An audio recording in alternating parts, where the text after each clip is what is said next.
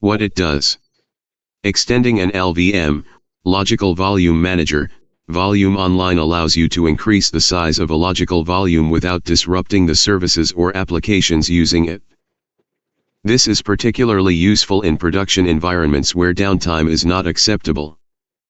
Command/example. Bash.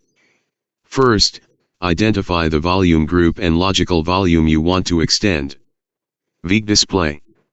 lvdisplay. Let's assume you want to extend /dev/vg1/lv1 by 10 GB. lvextend l plus 10g/dev/vg1/lv1. Breaking it down. lvextend is the command used to extend a logical volume. L specifies that you want to extend the volume by a certain size.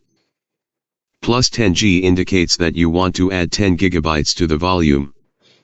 You can use other units like M for megabytes, G for gigabytes, T for terabytes, etc.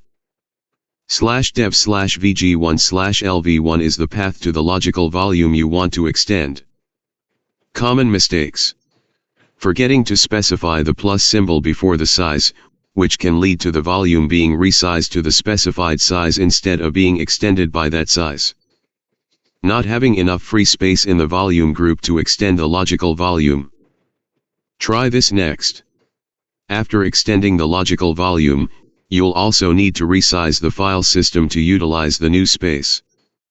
For ext4 file systems, you can use the resize2fs command. Bash. resize2fs/dev/vg1/lv1. For xfs file systems, use bash xfs_growth/mnt/mount point. Replace /mnt/mount point with the mount point of the file system. Pro tip.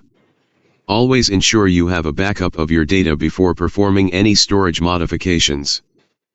Additionally, consider using thin provisioning and automatic file system resizing to simplify storage management in your environment.